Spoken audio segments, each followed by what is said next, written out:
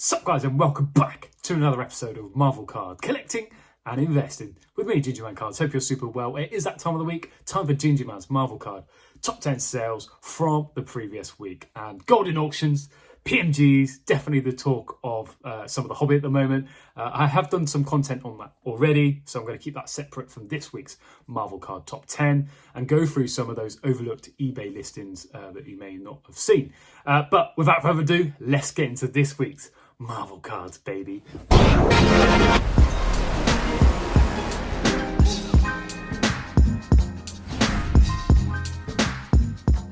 Alrighty, let's get to it. In at number 10, 1996, Marvel Masterpieces, yet again hitting the top 10. Complete base set with 6 gallery cards plus the 4 impact cards. Sold for best offer accepted, $3,500. This is slightly down on last month, where a pretty much identical set sold for $4,800. And again, there's lots of variables that may have happened. Again, photos being number one. Were the base cards in a holder that you can see here? Does that affect, maybe someone wanting to get these graded and not wanting to take the risk and pay that higher price? I don't know. Just an idea, but to be fair, another solid sale in at number 10 for 96mm once again. In at number 9, 2013 Marvel Greatest Battles gold covers from Rittenhouse. This is a Wolverine in a BGS 10, so a pristine BGS 10 pop 2. Corners 10, surface 10, edges 10, and centering 9.5. Best offer accepted, $800, which is a solid price. Marvel Beckett Registry, again featured on quite a number of my top 10s over the past few months. Grading some weird and wonderful stuff and definitely some rare stuff that I never thought I would see. And to get some of the grades they did, respect. That ain't easy. Beautiful. In at number 9, or number 8 even, 2016 Marvel Masterpieces. Venom Silver Gallery Red Foil, numbered out of 25. A stunning looking card. Best offer accepted of $2,200. As you can see, obviously done by the famous Joe Jusko. Most people, even in the sports card world, know who Joe Jusko is at the moment. But yes, beautiful looking card, solid price. Not something you see pop up on eBay very often whatsoever. So good to see that go in at number 8. In at number 7, fascinating sale, and one I want to dive into a little bit. So a Marvel Vibranium Radiance of Moonknight. This is a numbered card out of 50, and it sold for $1,059, which is tracking way higher than I would have thought it would have. So for some context, a Doctor Strange PSA 10 Radiance sold pretty much in the same time for $1,075. So near enough the same for a raw Moonknight. What's pushing that? I mean, there can only be one thing, and I've tried to kind of put this across in some of my videos, and this is really cements it. Disney Plus being out right now, the series are rocking. Where does this character go next? I don't know, but definitely proof of the pudding. Not something that I've seen out in the wild, to be fair, so that could play a part too. But pretty good. And this also tracked above Spider-Gwen, which naturally does get a lot of love and normally goes over 1,000, which dipped just below that. And also a refined Moonknight sold for around the 500 mark, which again is tracking much higher than these cards were previous to the Disney Plus series being released. Facts. In at number 6, we've got a 1995 Marvel Metal Silver Flasher of Wolverine in a PSA 10. Again, something you can pick up, fairly cheap, but to get a decent grading is going to be very tough. I say cheap, they're now not longer any cheap. They're not cheaper anymore, I mean. But yeah, beautiful card, $910 for this Wolverine. What more can I say? Great to see. In at number 5, 1992, 30th anniversary of Spider-Man comic images in a PSA 10, Pop 5, sold for $612. Solid price, to be fair. Lots of 90s graded cards selling week to week now. Great to see that in at number 5. In at number 4, a really surprising one for me, and can't quite believe it. Another 2013 Rittenhouse Marvel Greatest Battle gold cover, and this one is of Hulk. The difference is this is in a pristine black label BGS 10, So what does a black label mean? So it's something, the highest grade possible from BGS. Corners 10, surface 10, centering 10, and edges 10. A pop 1, again from Marvel Beckett Registry.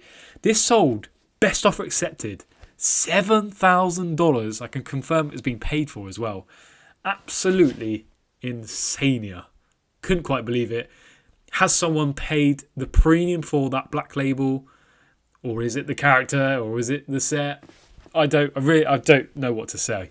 But a huge price and a huge surprise for me. But, you know, there's just to prove that there's other stuff out there apart from PMGs that people are buying, I think is the main message I could deliver here, right? Crazy. In at number 3, another Marvel Masterpieces. So this is from the 2018 set. Beautiful gold foil of Spider-Man, numbered out of 99. I mean, what more can you say? Stunning. $1,225 for this card. Absolutely stunning. Very solid sale. And again, these have been selling, you know, here and there for the last, 6 months. Fairly consistently are these prices, depending on, the top tier characters out there. But yeah, very nice to see in at number 3. In at number 2, more 1995. And this is from the Marvel Masterpieces. This is a Mirage.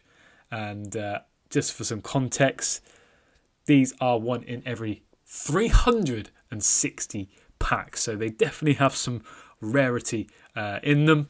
Stunning cards. Don't see them pop up too often or even get sold too often. Very, very cool. And $630 for that. 30 bids. That's where roughly these cards have been tracking at, around the 500 mark, for the last month or so. So yeah, very interesting to see that Mirage. And again, 95 Marvel Masterpieces, another fantastic Marvel set. In at number 1, but there is one more after this. This is a 2020 X-Men Metal PMG green of Firestar. Not really a character that many people are talking about or even know, including myself. But it's just to bring home that there were plenty of greens selling the last week and especially the last few days, selling for around the $1,000 mark, regardless of the character. And there's some characters that, I'm going to be honest, I haven't heard of that are sold for around the £1,000 mark. This card is pretty beat up. Look at the back of that, not too great. Problems in the corners, so if you're thinking about grading things like that, I don't think it would get that good grade. But yeah, fascinating to see. Is someone, as I said before, I believe someone is trying to gather up all the greens and trying to get a whole collection together, and they're paying whatever it takes to get there. So have they ever paid? Potentially yes, but if you want to collate a collection, then you got to do what you got to do. But yeah, fascinating to see these greens from the X-Men Metal sell for this amount. And again, X-Men Metal boxes, just on that point, there's been a couple sell for around the 850 mark now, which is the new kind of, not the new low, but where they've been selling at, which is incredible, really. And lastly, just wanted to talk about Royal Foils. So this is a 2017 Fleer Ultra Spider-Man Royal Foil, numbered out of 99 of Spider-Man. Now, this sold for $2,850 yesterday. And I just wanted to give some context. So on the golden auctions, which again I've covered some of already, a Ultimate Spider-Man, again, different card, but just gives you some context. An Ultimate Spider-Man in a PSA 8 slab sold for $7,800 with the buyer's premium. And that was obviously numbered out of 25 rather than 99, but a big price for that. A SGC 10 out of 99 of this exact card sold also through Goldin with the buyer's premium for $3,000. So someone's paid a raw price, looks okay, for $2,850, and an SGC 10 on Goldin sold for $3,000. So just for some context there for you guys. Hope that helps, and I hope you've enjoyed this episode as always. If you did, please hit that like button, subscribe, all that good stuff down below. Let me know your opinion. What was your biggest surprise of the this week's Marvel card top 10? And as always, have a fantastic week. I'll see you in the next one. Marvel cards, baby. Peace.